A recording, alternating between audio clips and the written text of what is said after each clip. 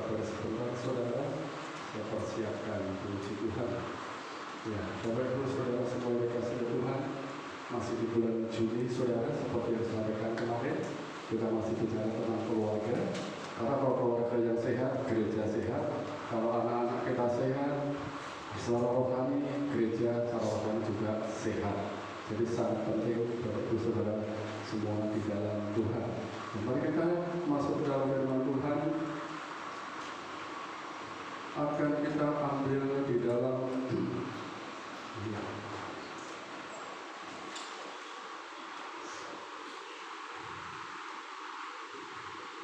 baik saudara yang diberkati oleh Tuhan. Iya. Baik, bisa kita lakukan itu.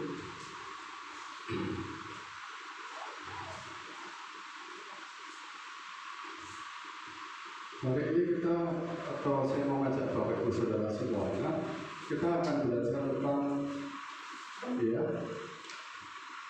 manajemen konflik dalam rumah tangga. Ya, manajemen konflik dalam rumah tangga. So, kayaknya perlu kan rumah tangga itu ada manajemennya, ya. Perlukah rumah tangga itu kayak semacam perlu manajernya? Nah, saudara semua di dalam Tuhan, manajemen konflik dalam keluarga saudara, saya mau dasari dari dalam kitab Efesus pasal 4 ayat 20. Iya. Manajemen konflik dalam keluarga ini sudah bisa ditampilkan. Terima kasih. Ya, lanjut di dalam ayatnya Efesus pasal 4 ayat 29. Demikian firman Tuhan. Janganlah ada perkataan kotor keluar dari mulutmu, tetapi pakailah perkataan yang baik untuk membangun, di mana perlu, supaya mereka yang mendengarnya beroleh kasih karunia. Ya. Janganlah ada perkataan kotor keluar dari mulutmu, tetapi pakailah perkataan yang baik untuk membangun, di mana perlu, supaya mereka yang mendengarnya beroleh kasih karunia. Saudara, maksudnya demikian saudara. Kalau kalian berbicara di dalam keluarga, kalau kalian bicara di dalam rumah tangga, janganlah memakai kata-kata yang kotor. Ya. Jangan pakai kata-kata yang kotor. Ya. Pasti kita paham ya, kata-kata yang kotor bisa jadi bukan sesuatu yang menjijikkan, mungkin juga kebun binatang ada di dalam mulut kita. Tetapi pakai saja kata-kata yang membina, ya. Kata-kata yang membina, kata-kata yang membangun, kata-kata yang memberkati kepada anak-anak, kepada suami, kepada istri, kepada orang lain. Kata-kata seperti itu akan mendatangkan kebaikan.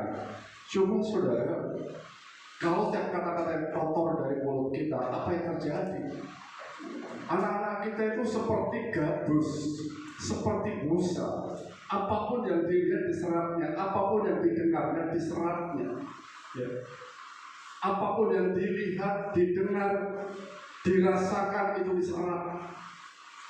Dia benar-benar seperti gabus. Dia terima apa yang dia dengar, dia terima apa yang dia lihat.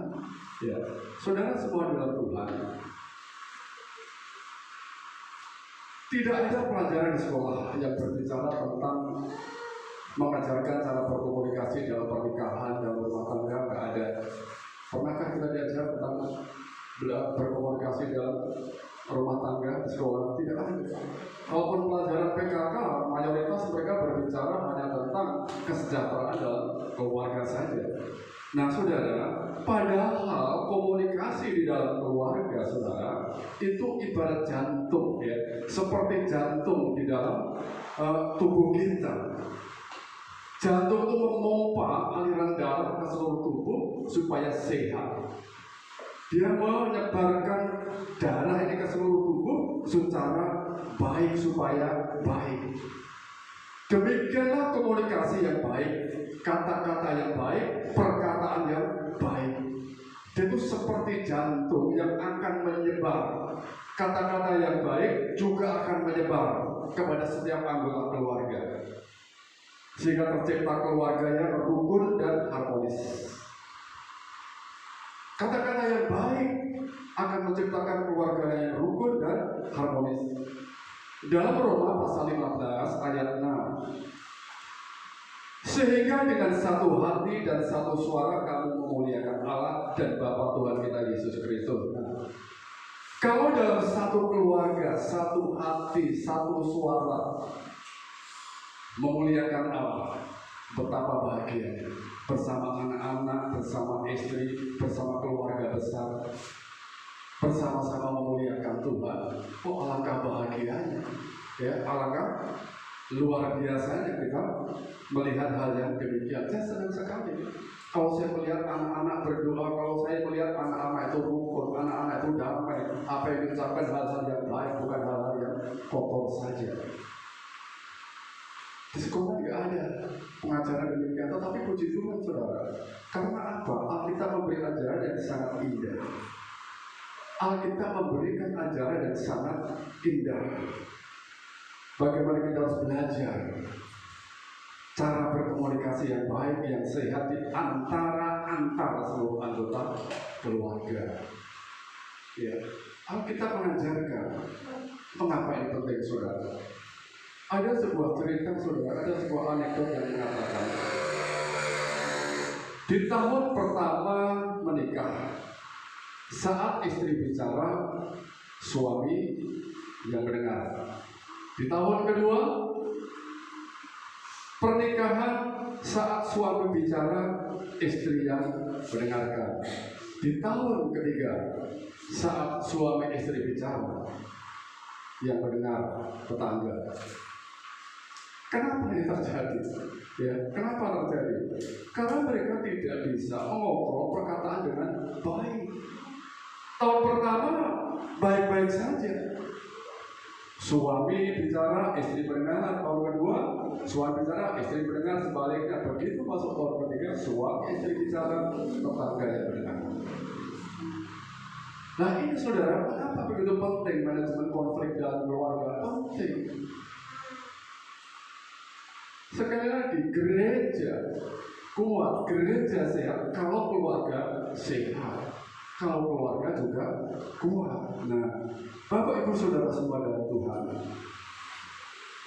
sampai tetangga mendengar, sampai kiri kanan mendengar, itulah yang terjadi kalau komunikasi di dalam keluarga itu buruk. Jangankan tetangga, seharusnya anak pun saat suami istri itu berkonflik, bermasalah, jangan sampai dia mendengar. Ya kan? Apalagi tetangga kiri kanan, apalagi depan belakang, sampai semuanya mendengar. Padahal kalau perlu anak itu jangan boleh mendengar. Kalau kesusahan kita pun, kalau perlu anak-anak itu nggak boleh tahu. Nggak boleh tahu. Kalau mau bicara, sudah bicara saja. Ya, diselesaikan jika ada konflik dengan baik. Ya. Kalau bisa tampilkan di slide kedua, saudara, saya mau kasih contoh, saudara. Ya, di dalam slide yang kedua. Saya sudah menulis di sini, saudara. Saya mengutip sekali lagi, saudara, sebuah penelitian, sebuah studi lagi yang dipublikasikan oleh yang namanya PubMed Central. Nah, di dalam PubMed Central ini, saudara, 75% orang yang sudah bercerai, itu mengaku karena hancurnya rumah tangga mereka itu karena kurangnya komitmen. 75% itu kurangnya komitmen masing-masing pasangan. Karena kurangnya komitmen, minimnya komitmen, akhirnya keluarga itu bercerai, suami istri bercerai. Itu 75%. Ya. Yang kedua, 59,7% mereka bercerai yang sudah bercerai karena perselingkuhan. Dan 57% mereka bercerai karena konflik dan pertengkaran di dalam keluarga. Memang paling kecil, tetapi kan seharusnya tidak terjadi. Hanya 57,7% saja. Tetapi itu menjadi penyebab dari sebuah perceraian. Sedangkan di dalam kehidupan orang percaya, perceraian tidak diizinkan, tidak dibenarkan. Hanya maut dan kematian saja yang bisa memisahkan pasangan suami istri. Nah, hari ini saudara, saya hanya mau ambil dari poin yang ketiga saja. 57,7% di mana perceraian terjadi karena konflik, karena pertengkaran pada suami istri. Kita tahu bahwa suami itu berasal dari keluarga asal. Bukan asal keluarga, tapi keluarga asal, maksudnya asal usul yang berbeda. Ya, asal usul yang berbeda. Nah, ya, saudara semua adalah Tuhan. Artinya begini, saudara. Mereka memiliki cara masing-masing dari keluarganya. Mereka memiliki budaya masing-masing, ya, dari keluarganya. Jadi jika saat terjadi masalah, masing-masing ini bersikukuh. Mereka ngotot dengan caranya masing-masing. Dengan pola komunikasi asal, pola komunikasi bawaan, apa yang terjadi, saudara? Masalah yang kecil akan menjadi besar. Iya, saya sama istri saya jauh.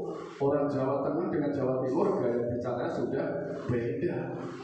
Ya. Gaya bicara sudah jauh. Gaya Malang dengan gaya Jawa Tengah di tempat saya daerah Cepu atau Blora itu sudah beda.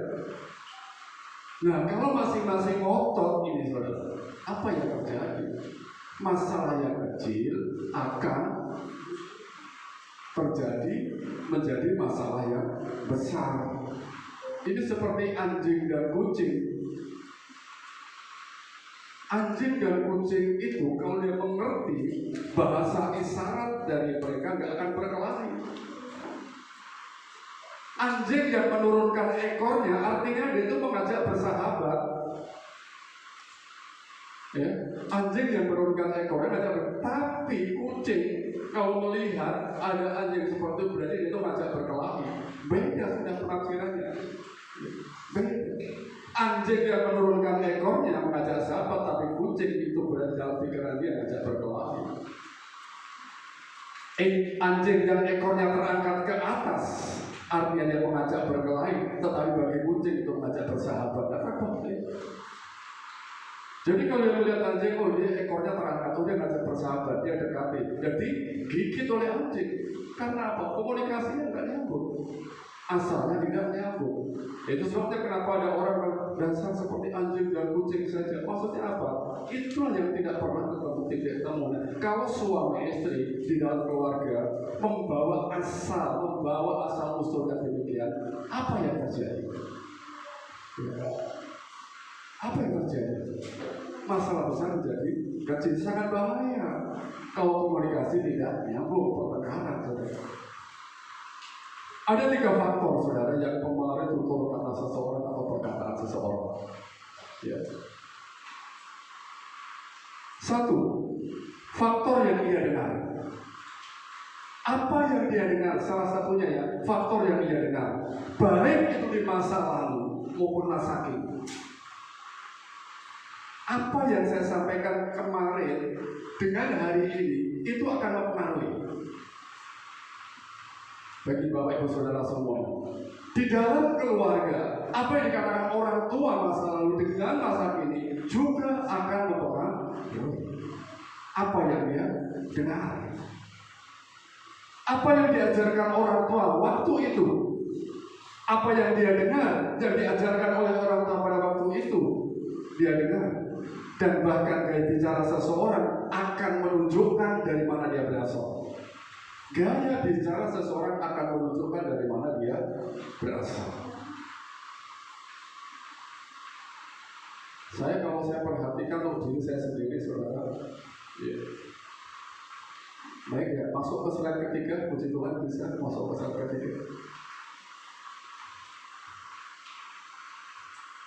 Ya, Bapak Ibu sudah bersama dengan Tuhan.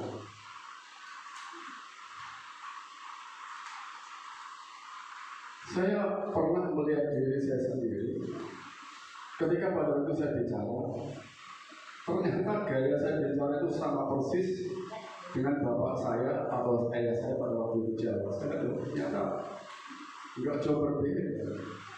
Ya. Saya perhatikan, ternyata memang benar ini saudara. Apa yang saya bawa asal dari saya dulu sampai hari ini pun gaya berbicara saya, bahkan saya dengan adik saya nomor 2 mungkin intonasinya, bicara kata-kata juga mirip-mirip lah, ya, seperti itu. Jadi gaya bicara menunjukkan dari mana asal seseorang tersebut. Logat Jawa dengan Madura itu berbeda. Iya. Saya sering perhatikan diri saya sendiri. Nah, kalau sekarang tutur kata seseorang dipengaruhi oleh faktor yang dia lihat, itu pun juga benar. Apa yang dia lihat di YouTube, apa dia lihat di HP, dia akan mempengaruhi. Beberapa waktu yang lalu ada seorang anak karena dia melihat sebuah film kartun, dia terjun bebas pakai payung seperti itu. Karena dia melihat, dia ikuti. Nah, saudara semua dalam Tuhan, ya, di YouTube ini yang patah diikuti, ikutilah. Yang tidak usah diikuti di HP. Jadi makanya kalau orang berbicara, oh ya patah saja, memang gayanya seperti itu karena asalnya adalah demikian. Bapak Ibu Saudara mungkin tidak kenal orang tua saya, karena orang tua saya dulu sudah mati, sudah dipanggil oleh Tuhan. Yang kedua, faktor kedekatannya dengan Tuhan. Ya, faktor kedekatannya dengan Tuhan. Orang yang dekat dengan Tuhan, perhatikan tutur katanya akan dipengaruhi oleh firman Tuhan. Orang yang dekat dengan Tuhan, tutur katanya, gaya bicaranya akan dipengaruhi oleh firman Tuhan. Dia akan selalu bersandar, dia akan selalu mendasarkan setiap apapun yang dikatakan berdasarkan firman Tuhan, bukan berdasarkan perasaan senang atau tidak senang. Ya, yang beberapa waktu lalu pernah sampaikan, baik atau buruk ditetapkan oleh firman Tuhan, salah atau benar ditetapkan oleh firman Tuhan, bukan berdasarkan perasaan kita.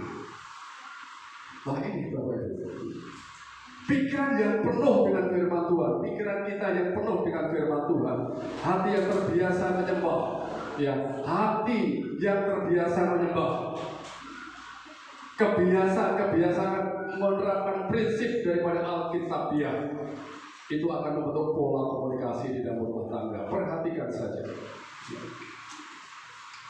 Kalau hari-hari yang dipikirkan firman Tuhan, bahwa oh ya firman Tuhan itu pelita, pedoman, pembimbing, penuntun, maka itu juga yang akan terjadi. Yang akan membentuk pola komunikasi. Orang yang semakin dekat dengan Tuhan, orang yang semakin intim dengan Tuhan, dia akan semakin merasa dirinya tidak ada apa-apanya. Kalau orang semakin dekat dengan Tuhan, semakin intim dengan Tuhan, merasa dia tidak ada apa-apa. Karena apa? Hanya Tuhanlah sebagai sumber dia akan semakin rendah hati, dia akan semakin lemah lembut. Yang ketiga, faktor kesadaran akan orang lain. Semakin seseorang berpusat pada diri sendiri dan mementingkan diri sendiri, ya, semakin seseorang itu tidak baik. Tetapi semakin orang tidak berpusat pada diri sendiri dan tidak mementingkan diri sendiri, maka orang tersebut akan menjaga bagaimana ia berkata-kata. Kenapa? Karena dia tahu ada orang lain yang mesti diperhatikan. Ada orang lain, jangan-jangan nanti istriku tersinggung, jangan-jangan nanti anakku tersinggung, suamiku tersinggung. Inilah yang kemarin di hari pertama saya sampaikan, minggu pertama, prinsip melayani. Prinsip melayani itu kan mengutamakan orang lain. Prinsip melayani itu adalah menghormati orang lain, tidak memandang dirinya sendiri. Nah, orang yang memandang orang lain, yang terus ingat ada orang lain yang tidak harus tersinggung dengan kata-kata saya, dengan komen-komen saya, dengan reaksi-reaksi saya, dengan respon-respon saya, maka dia akan memahami. Kata-kataku itu menjadi batu sandungan atau tidak bagi orang lain. Kata-kataku itu menjadi berkat bagi orang lain atau tidak.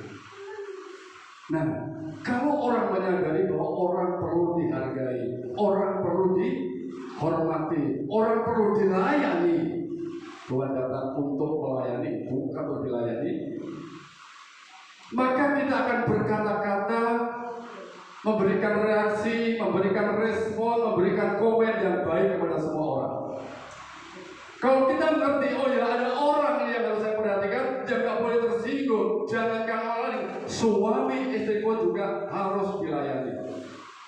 Ya saya kasihkan contoh apa-apa yang perlu kita melayani suami istri. Inilah prinsip melayani. Tidak mementingkan dirinya sendiri, tidak berpusat kepada diri sendiri, tetapi kesadaran ada orang lain yang tidak boleh tersinggung oleh kata-kata saya, kata-kata kita, termasuk di dalam rumah tangga. Orang tua jangan tersinggung lah, anak juga jangan tersinggung. Bicara-bicara, seperti itu. Bagaimana sih dampak perkataan di dalam keluarga, saudara? Dampak perkataan dalam keluarga. Hidup dan mati dikuasai lidah. Amsal 18 ayat 21. Hidup dan mati dikuasai lidah. Siapa suka mengemakannya akan memakan buahnya. Ya. Hidup dan mati dikuasai lidah. Artinya begini. Lidah dapat mengatakan kata-kata yang membawa hidup atau mati. Perkataan kita bisa membawa kepada kehidupan atau kematian. Dan orang yang suka banyak bicara harus siap menerima akibat yang diucapkannya. Masih ingat lagu anak sekolah itu? Hati-hati gunakan mulutmu, ya.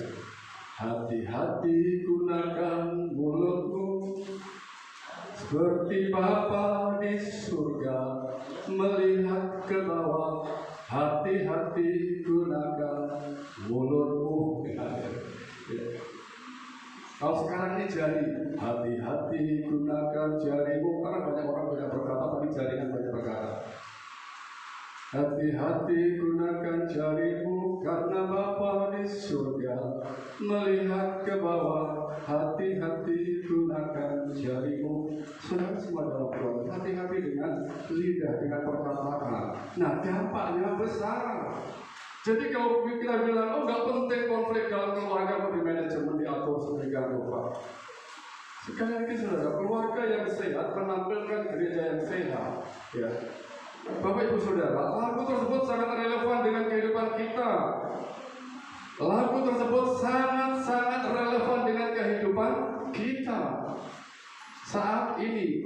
Baik untuk masyarakat, baik untuk keluarga kita, itu sangat-sangat relevan.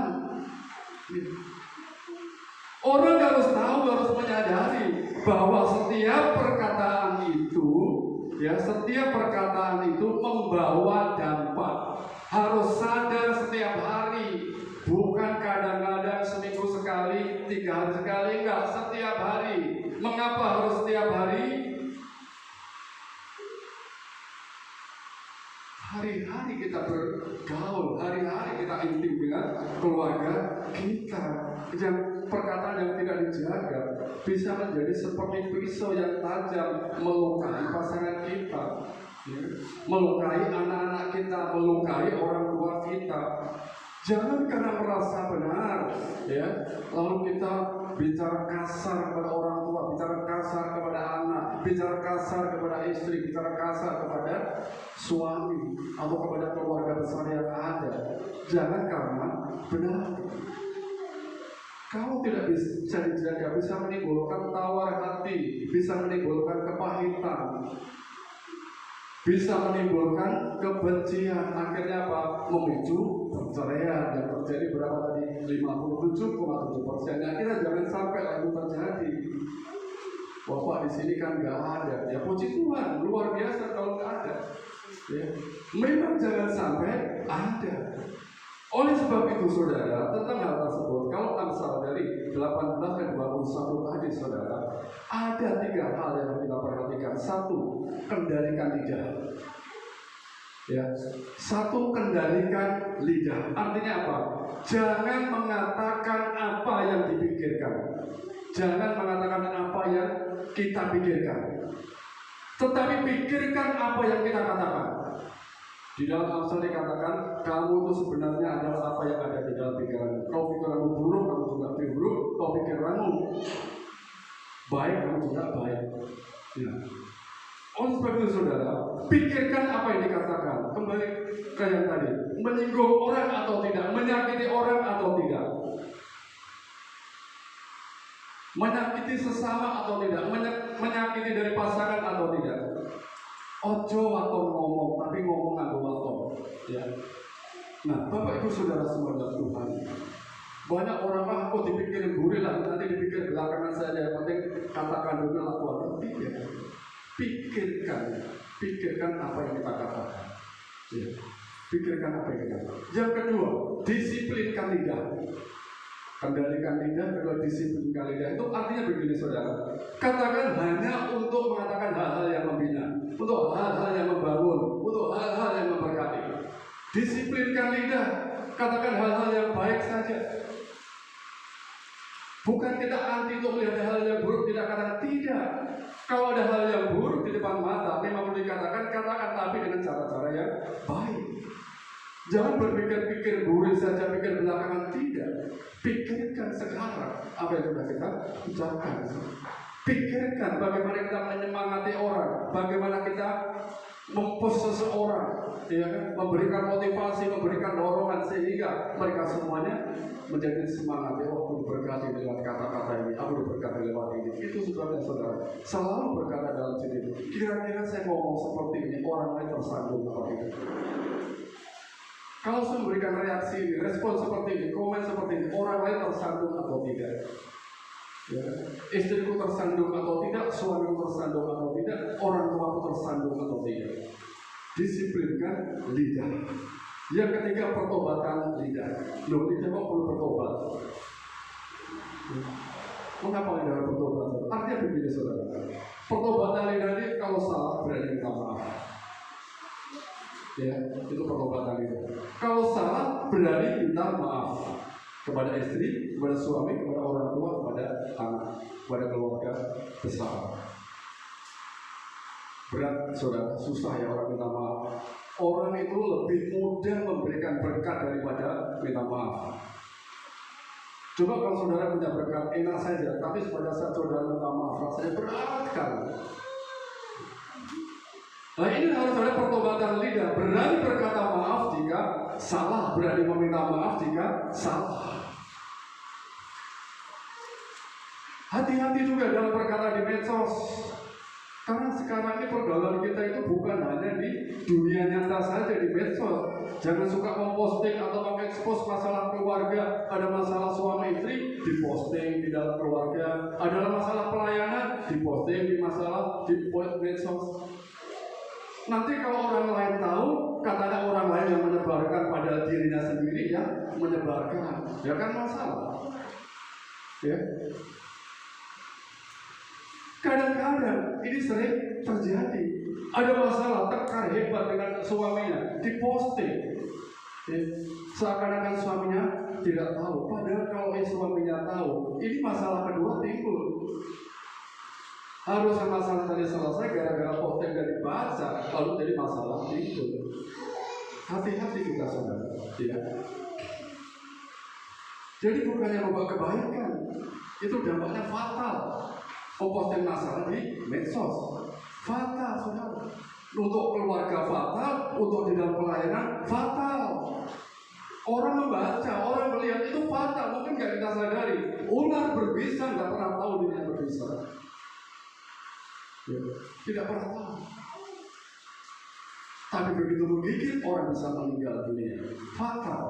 Ya, makanya hati-hati gunakan syariat. Bapak Ibu Saudara semua dalam Tuhan, kayaknya aku ini membangun, itu menentukan. Itu menentukan. Aku memposting supaya suamiku tahu, supaya istriku tahu, supaya anakku tahu. Itu bukan supaya tahu untuk membangun, tapi untuk meruntuhkan, mengundang masalah yang kedua. Apa yang terjadi kalau istri kita tahu kita posting hal-hal yang buruk?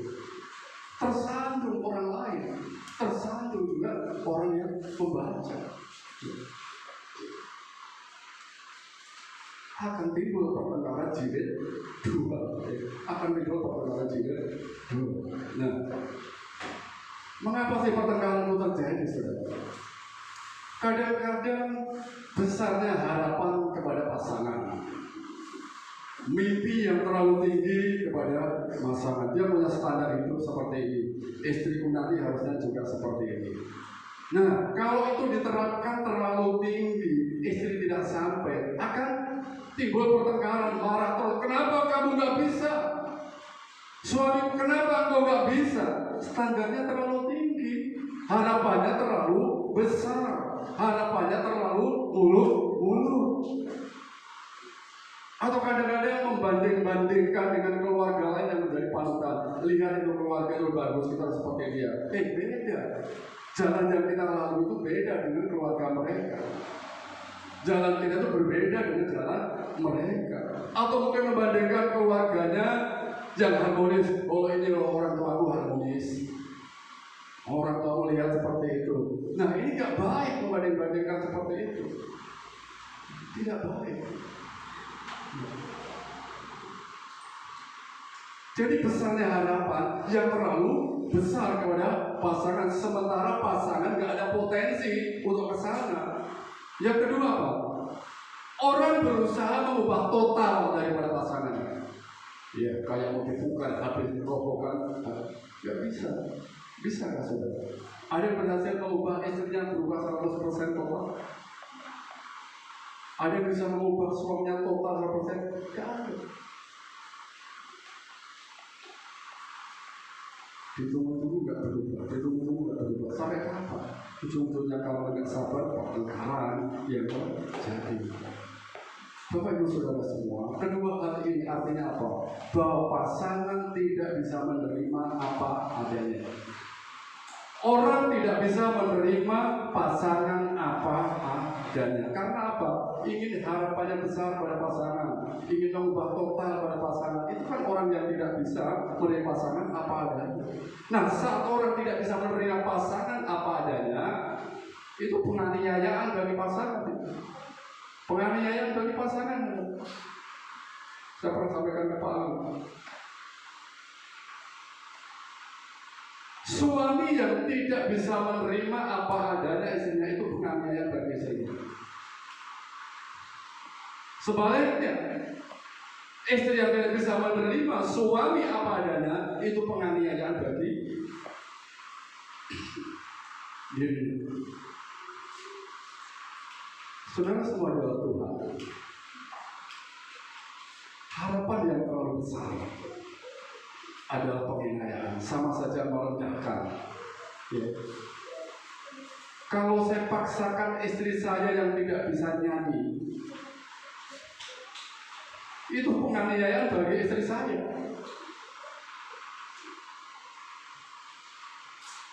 Kalau saya paksakan orang-orang yang tidak bisa memukul drum, itu penganiayaan. Artinya apa? Merendahkan. Ayo main drum, ayolah.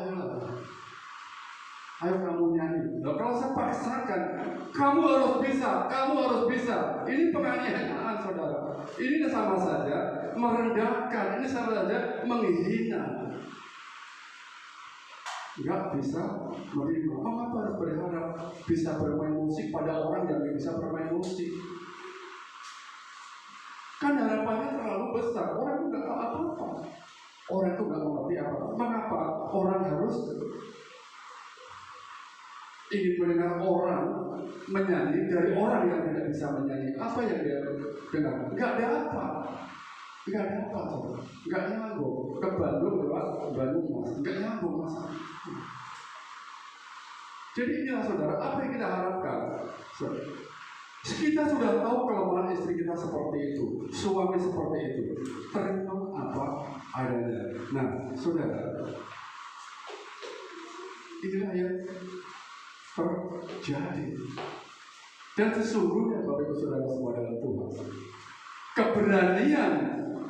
keberanian untuk menerima pasangan apa adanya, itu adalah jalan menuju kebahagiaan. Amin.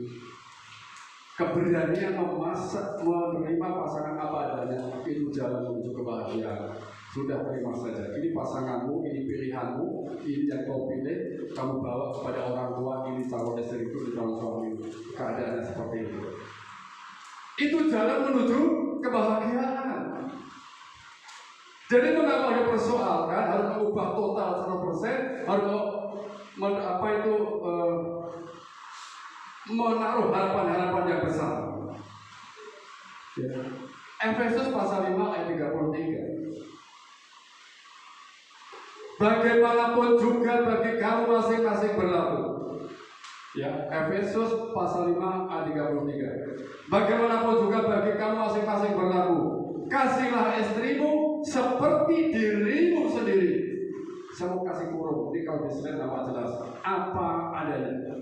Ya, kasihilah istrimu seperti dirimu sendiri dengan apa adanya, dan istri hendaklah menghormati suami dengan apa adanya. Oh, haleluya.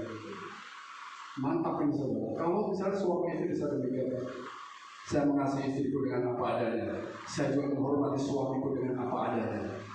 Jangan muncul bahasa. Dan sesungguhnya hati yang mengasihi itu adalah hati yang menerima kondisi pasangan apa adanya. Itu hati yang mengasihi. Nah, sampai sejauh mana ini saudara?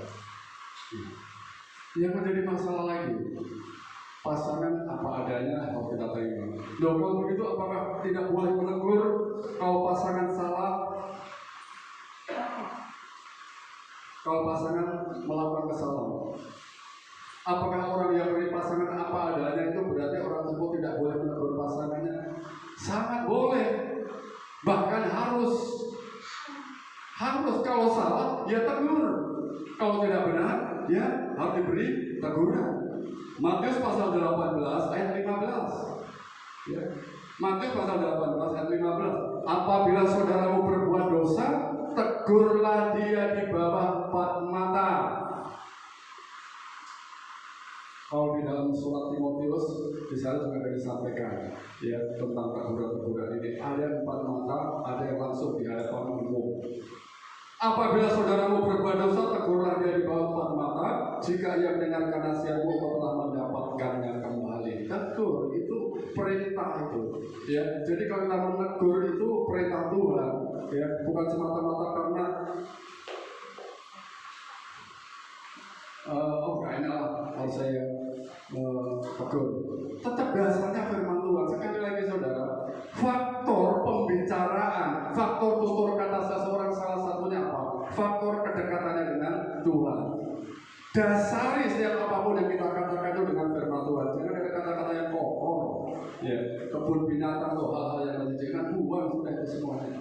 Enggak zamannya, ya. Enggak zamannya bagi orang percaya. Bukan tempatnya bagi orang percaya. Menerima pasangan apa adanya bukan berarti tidak boleh memberi teguran pada pasangan.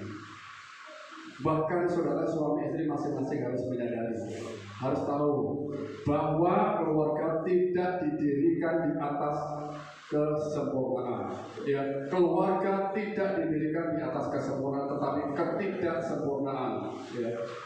Saudara setuju atau tidak, nyatanya manusia tidak ada yang sempurna. Jadi kalau kita bilang, oh istriku sempurna, suamiku sempurna, ternyata dia juga masih menyakiti saudara. Keluarga tidak dibangun di atas kesempurnaan, tapi ketidaksempurnaan. Nah, kalau kita nggak bisa terima apa adanya, mana bisa bahagia? Dan kalau kita juga tidak mau menegur, apa yang akan terjadi? Pertengkaran. Semakin hari semakin parah. Masalahnya, berani nggak kita menegur suami? Berani nggak menegur istri yang salah? Memberi teguran maksudnya, bukan menegur ya. Memberi teguran kalau suami salah. Maka ada orang yang takut, oh suamiku ini galak, istriku ini galak. Nah, di dalam waktu berikutnya saudara, slide berikutnya saya bisa tampilkan saudara. Hanya yang perlu diperhatikan saat memberi teguran, jangan sampai pasangan itu merasakan kebencian, merasakan yang namanya kekasaran kata-kata kita. Jangan sampai itu. Makanya dasar daripada firman Tuhan tadi apa?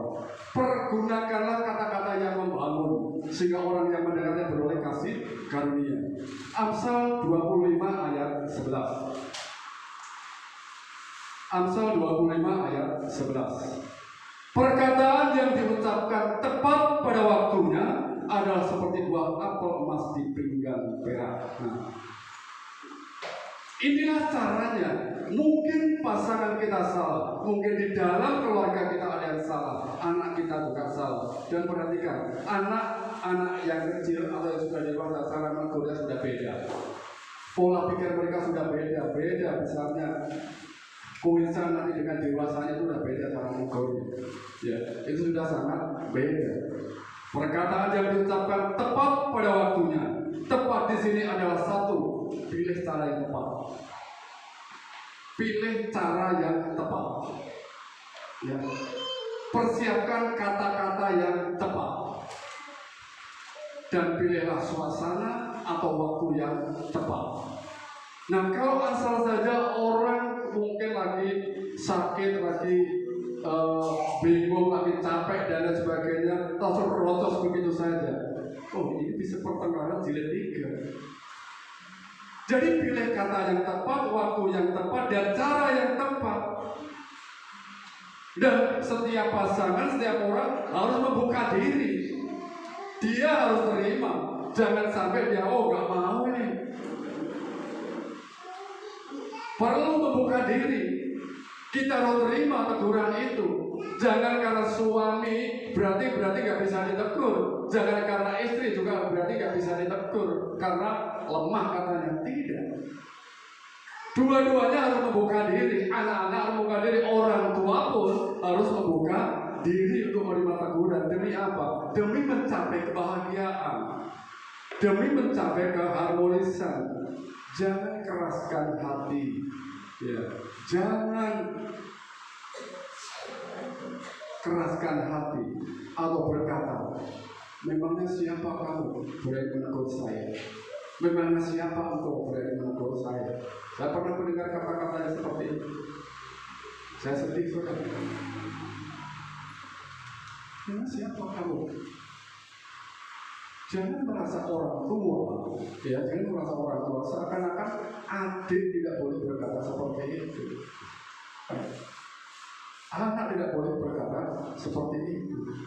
Nah, kalau itu baik dan alkitabiah dan biblikal, kenapa enggak kita dengarkan? Oh iya, itu firman Tuhan. Ini firman Tuhan. Nah, buka hati, buka diri, buka pikiran kita. Kalau malah ditegur, ya, pada saat ditegur, ya jangan menegur, memberi teguran kepada orang. Jangan memberi. Kapan sih saya berkasih contoh? Kapan pasangan tegur? Kalau sudah hal-hal yang prinsip dilanggar. Kalau hal-hal prinsip dilanggar. Bagaimanapun juga orang harus bisa membedakan mana yang harus dimaklumi dan mana yang tidak. Oh ini udahlah, ini gak apa-apa. Gak apa-apa, karena kalau sedikit-sedikit tegur nanti marah. Karena itu tersinggung. Ada hal-hal prinsip yang memang boleh dikatakan harus tegur pasangan kita. Misalnya apa? Kalau misalnya pasangan ini sudah mengabaikan tentang firman Tuhan, sudah mengabaikan tentang persekutuan, sudah mengabaikan tentang ibadah, tahu firman Tuhan tapi tidak melakukannya, ini hal prinsip. Ini hal prinsip. Tegur, salah kamu ngomong, tidak benar perbuatanmu, tidak benar kelakuanmu, sampaikan saja. Ini hal prinsip. Kalau pasangan sudah demikian, sangat prinsip ini. Kalau nggak ditegur, ingat saudara, orang kalau sudah mengabaikan hal-hal rohani, iblis masuk. Itu menjadi celah iblis.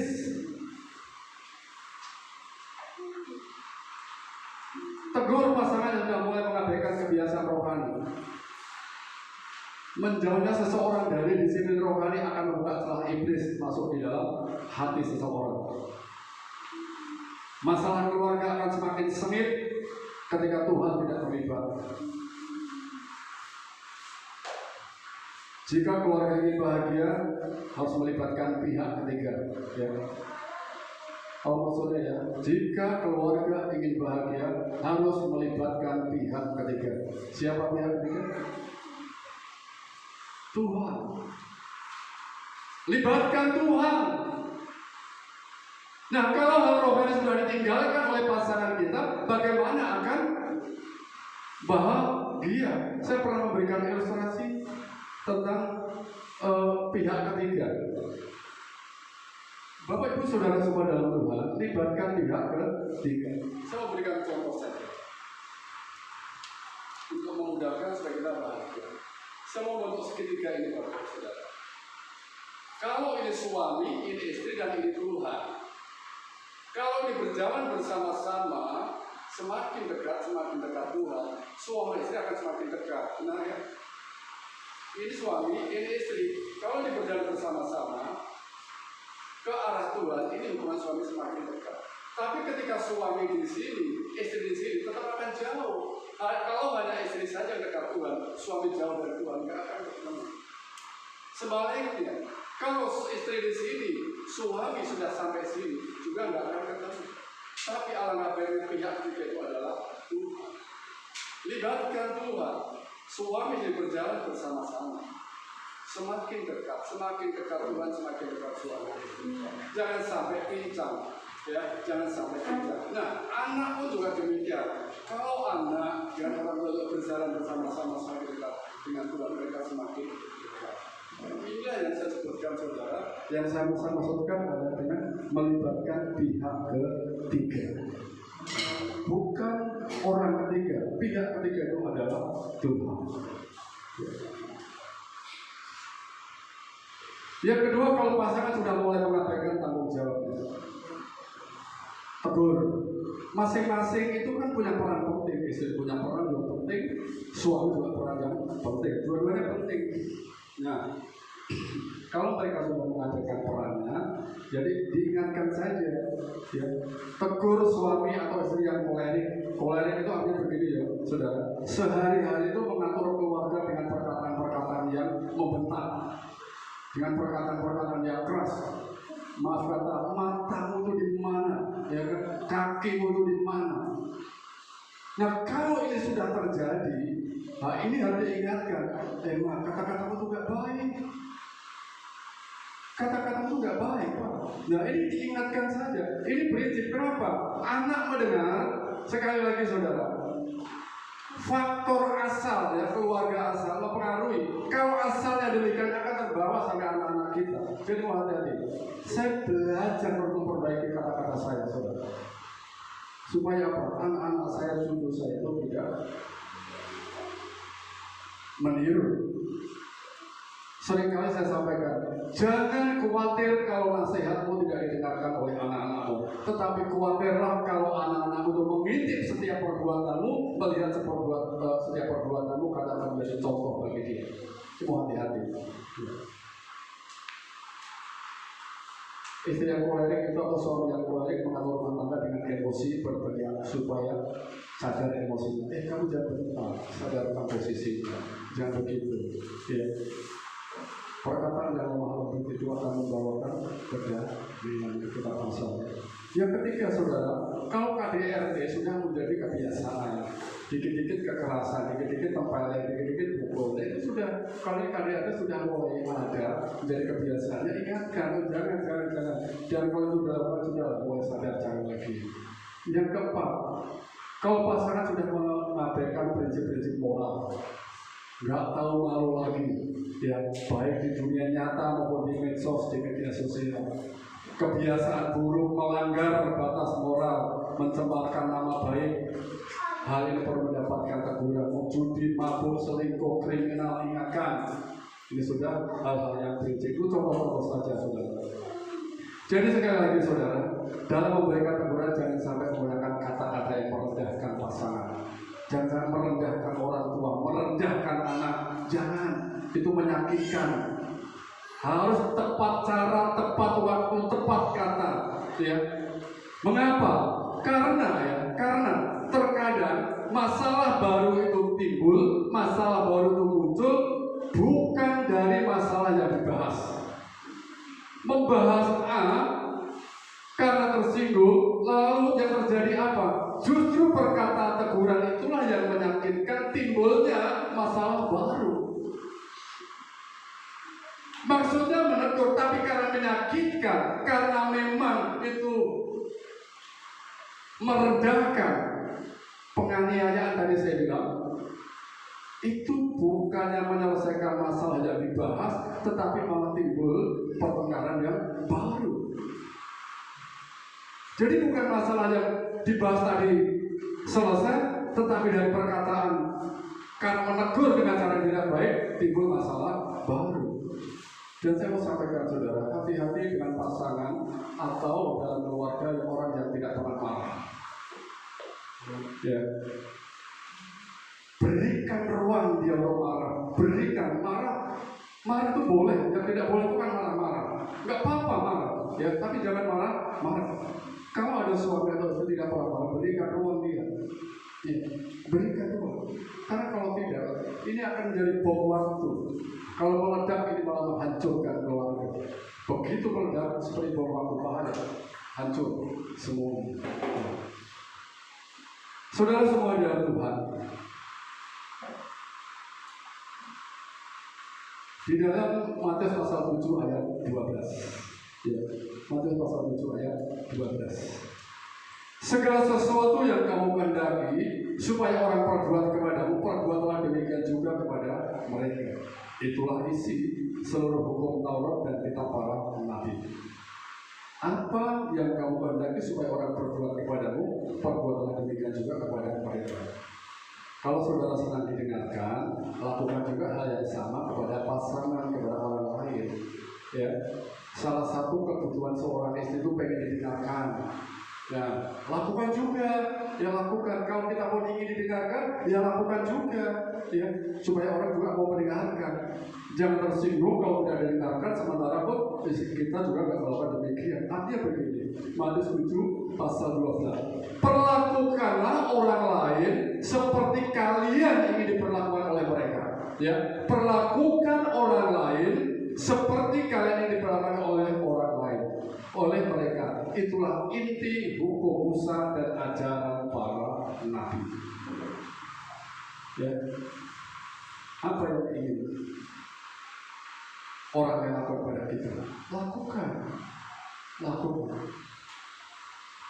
Ini yang baik.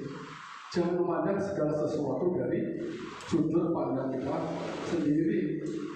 Ya, pandang juga dari sesama kita, sebagaimana kita memandang diri sendiri. Kalau memandang diri kita sendiri saja, ya itu saja, nggak akan nyambung, saudara. Nah, dan penting bagi saudara untuk kita semua itu saling merendahkan diri. Ini pun juga sebagaimana diamanatkan oleh firman Tuhan. Barang siapa merendahkan diri dan menjadi seperti anak kecil, dialah yang terbesar. Ini kalau disini akan nampak jelas saudara, saya akan garis bawahi, dialah yang terbesar. Orang yang bisa merendahkan diri, dialah yang terbesar, dialah yang dewasa, dialah yang matang. Ya. Barang siapa merendahkan diri dan menjadi seperti anak kecil ini, dialah yang terbesar dalam kerajaan surga. Matius 18 ayat 4. Ya. Banyak persoalan dalam rumah tangga, banyak persoalan dalam keluarga, bukan karena benar atau salah, tetapi karena apa? Keras kepala. Tidak mau merendahkan diri. Aku kan raja, kata suami. Aku kan nabi. Aku kan imam. Mengapa kau merendahkan diri? Justru seperti itu. Kalau kita tahu bahwa suami itu raja, bahwa suami itu adalah imam, bahwa suami adalah nabi, tahu kalau merendahkan diri. Bukan untuk dipamerkan, bukan untuk ditonjolkan. Loh, aku ini kan penolongmu yang sepadan, artinya sama. Aku bukan ciptaan Tuhan, makhluk yang nomor 2, KW kelas 2, enggak. Jadi aku nggak perlu merendahkan diri, tidak juga. Justru karena kita tahu yang sepadan, kita perlu tahu merendahkan diri. Mereka yang merendahkan diri, dialah yang terbesar, dialah yang dewasa. Ya. Sekali lagi saudara, jangan sampai memperkenalkan firman Tuhan, tetapi lakukan firman Tuhan. Jangan berkata, oh hari Sabat harus bekerja, karena kalau nggak bekerja nggak makan. Tapi hari Sabat juga harus memuliakan Tuhan. Jangan dipertentangkan, lakukan saja. Kalau kita pilih-pilih, ada firman Tuhan aja nggak dilakukan. Jangan dipertentangkan. Sikap merendahkan diri itu akan mengusir setan keluar dari keluarga kita. Juga akan mempertebal itu kalau merendahkan diri, mempercinta dan memperbuat cinta. Ya. Dan kalau melihat pasangan sudah merendahkan diri, hargailah pasangan itu. Sudah merendahkan diri, hormatilah dia, hargai. Jangan kita melunjak, sudah merendahkan diri langsung kita injak. Kan tidak seperti itu. Ya. Kita bersyukur, saudara. Kita bersyukur melihat pasangan bisa merendahkan diri, melihat orang-orang kita keluarga bisa merendahkan diri. Ya, kita bersyukur. Sementara kita juga harus belajar seperti mereka. Ya. Orang yang meninggikan diri dia akan direndahkan, dan orang yang merendahkan diri dia akan ditinggikan. Ini janji Tuhan. Bukan pernah saya sampaikan, orang yang merendahkan diri tidak ada jalan dia turun, jalan yang naik ke atas bersama Bapa di surga. Orang yang merendahkan diri jalan ke atas, ke samping pun tidak, ke kiri tidak, dia ke atas. Tuhan menginginkan orang-orang yang rendah, yang merendahkan diri. Yang terakhir saya sampaikan, saudara, perlu meminta maaf dan memaafkan. Ya, perlu meminta maaf. Ini jalan atau kunci menyelesaikan masalah dan menghindari perasaan kebencian berlarut-larut. Minta maaf dan juga memaafkan. Seperti itu. Suasana keluarga akan menjadi tegang, masalah akan menjadi berkepanjangan kalau nggak ada jalan keluarnya. Jika pasangan tidak memiliki kemauan untuk meminta maaf, aku nggak perlu minta maaf. Kalau salah minta maaf, aku saja yang salah, aku saja yang tidak benar. Ya, banyak orang malu, maka tadi saya sampaikan, orang lebih suka memberi berkat daripada minta maaf. Orang minta maaf itu berat, apalagi tensinya tinggi, malu, apalagi seperti itu. Ya. Makanya ada 3 tembok besar, ada 3 tembok yang menghalangi orang minta maaf, merasa sulit untuk minta maaf. Satu apa? Merasa diri benar. Aku ini benar, nggak perlu minta maaf. Yang kedua egois, yang ketiga kesombongan, sombong. Itu tembok-tembok yang sangat tebal dan tinggi yang tidak mungkin dilalui orang-orang yang sulit untuk meminta maaf. Ya. Merasa diri benar, egois, dan juga sombong. Inilah jauh orang-orang seperti jauh pemahaman dari apa yang dinamakan kehendak Tuhan. Makanya faktor kehendak Tuhan sangat mempengaruhi tutur kata seseorang. Jika pasangan minta maaf, buka hati. Oh, ini pasangan sudah minta maaf, buka hati kita. Ya, buka hati. Ya, sudah akhir-akhir ini saya mungkin khotbah agak panjang, saudara.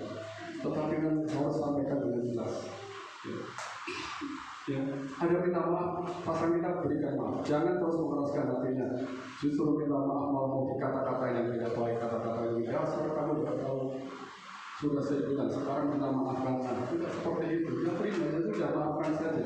Ya, pahami sikapnya. Kadang-kadang orang tidak berani minta maaf dengan sebuah kata-kata.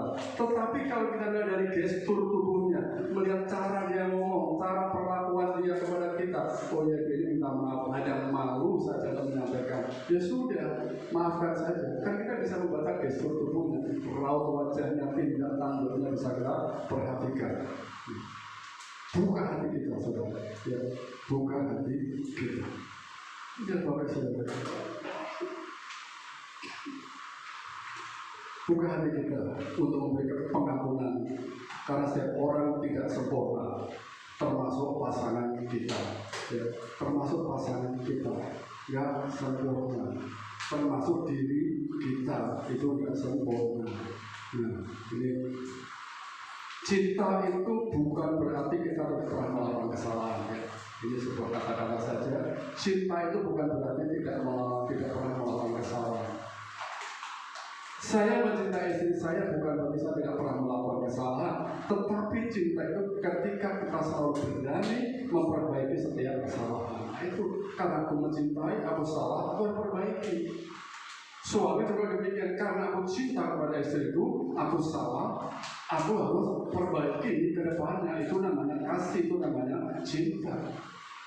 Ada keberanian, ada kemauan. Kalau mengatakan cinta tetapi juga nggak mau berubah, itu bukan cinta. Itu bukan cinta. Jangan-jangan yang 75% tadi komitmen dalam keluarga, komitmen kasih itu sudah hilang. Nah, cinta adalah bukan berarti kita tidak pernah melakukan kesalahan, tetapi kita berani untuk memperbaiki setiap kesalahan kita. Haleluya. Sorry, luar biasa. Aku salah, ya, saya perbaiki. Aku kemarin bertindak tidak benar, harus saya perbaiki. Kemarin aku berkata-kata yang salah, tidak tepat waktu, tepat cara, dan tidak tepat kata. Harus aku perbaiki ke depannya. Ya. Membuka diri. Inilah saudara semua, tidak perlu sekali lagi saudara, komunikasi dalam keluarga itu seperti jantung, ya. Seperti jantung yang memompa darah ke seluruh tubuh. Komunikasi yang sehat dalam keluarga mempunyai peran yang sangat penting. Ya. Satu ayat lagi saya mau sampaikan, ya. Roma 15 ayat 2. Setiap orang di antara kita harus mencari kesenangan sesama kita demi kebaikan untuk tujuannya. Nah, ini saudara, firman Tuhan mudah-mudahan menguatkan kita. Ya. Roma 12 ayat 2. Setiap orang di antara kita harus mencari kesenangan sesama kita demi kebaikannya untuk membangunnya. Artinya begitu. Setiap anggota keluarga harus berorientasi hal-hal yang positif, hal-hal yang baik saja dalam berkomunikasi.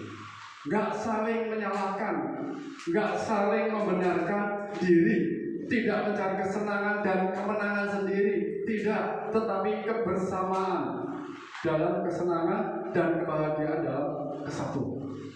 Inilah yang harus kita lakukan. Kita hendaknya punya prinsip seperti itu. Setiap orang di antara kita di dalam anggota keluarga, saya sampaikan di dalam minggu yang pertama, kalau keluarga mempunyai fungsional yang tepat, saudara, fungsi yang benar, mereka akan mencari kesenangan untuk orang lain, ya, untuk orang-orang yang ada di dalam keluarga tersebut sesama kita demi kebaikan supaya keluarga terbangun dengan baik. Ya. Oleh sebab itu saudara semua dalam Tuhan, bagaimanapun juga mungkin di dalam keluarga dan kita selama ini sesuatu kata-kata yang tidak pernah membangun daripada untuk anak-anak kita, untuk orang tua, untuk keluarga besar kita. Hari ini firman Tuhan sudah mengingatkan kepada kita semuanya. Gunakan semuanya untuk kebaikan, jangan ada perkataan kotor keluar dari mulutmu. Tetapi pakailah perkataan yang baik untuk membangun. Efesus 4 ayat 29 tadi. Ya. Kemudian hidup dan mati dikuasai lidah. Siapa suka mengembangkannya akan makan buahnya. Tinggal apa yang kita mau ambil dari ini. Ya. Tuhan Yesus memberkati firman Tuhan pada hari ini. Mari kita berdoa buat firman Tuhan ini. Kita tundukkan kepala, kita berdoa, dan mari kita renungkan apa yang sudah kita dengar, apa yang sudah saya sampaikan. Saya terbatas saudara menyampaikan daripada firman Tuhan, tetapi saya percaya bahwa apa yang saya sampaikan di dalam pimpinan Roh Kudus, di dalam pimpinan Tuhan. Saya tahu mungkin penerimaan kita berbeda-beda, tetapi mari kita oleh kuasa Roh Kudus supaya kita semakin memahami atas firman Tuhan yang telah kita dengar bersama-sama. Bapa di dalam surga, kami mengucap syukur dalam firman Tuhan hari ini. Kami mengucap syukur di bulan keluarga, di bulan Juni ini Tuhan, kami boleh mendapatkan siraman daripada firman Tuhan. Biarlah ini membuat dampak di dalam keluarga kami semakin hari semakin bahagia, semakin diberkati oleh Tuhan. Ada keindahan yang terjadi di dalam keluarga kami, ada kebersamaan yang terjadi di antara kami sepasang suami istri, bahkan dalam keluarga besar kami. Tuhan berkati setiap mulut dan lidah dalam anggota keluarga kami, supaya mereka suka berkata-kata yang baik, tidak suka berkata-kata yang kotor. Biarlah mereka suka berkata-kata yang membangun dan yang membina, yang boleh menyenangkan orang lain. Jauhkanlah lidah kami Tuhan dari kata-kata yang tidak memberkati, yang tidak menjadi teladan yang baik. Dan jangan sampai setiap kata kami, perkataan kami, orang yang tersandung atau menjadi batu sandungan. Tuhan berkati apapun yang kami katakan, apa yang kami lakukan di dalam pimpinan firman Tuhan. Berkati kami Tuhan, setiap apapun yang kami lakukan, bahkan untuk kepada pasangan kami bisa mengasihi pasangan kami apa adanya, karena itu adalah jalan menuju kebahagiaan. Dan berkati kami Tuhan, Berikan kami juga, berikan keberanian untuk memberikan teguran kepada pasangan kami, dan kami sendiri juga membuka hati kami ketika menerima teguran dari pasangan hidup kami. Materaikan firman Tuhan di dalam diri kami, supaya tidak terlalu begitu saja. Tuhan terus berkati kami bahwa perkataan yang diucapkan tepat pada waktu adalah seperti dua apel emas di pinggan perak, dan itu boleh kami lakukan di dalam kehidupan kami. Yang percaya firman-Mu hari ini daripada saat ini boleh berbuka bagi kami semuanya, bagi keluarga besar kami di mana Tuhan percayakan kepada kami. Terima kasih Tuhan, dalam nama Tuhan Yesus Kristus buat firman-Mu. Haleluya, amin.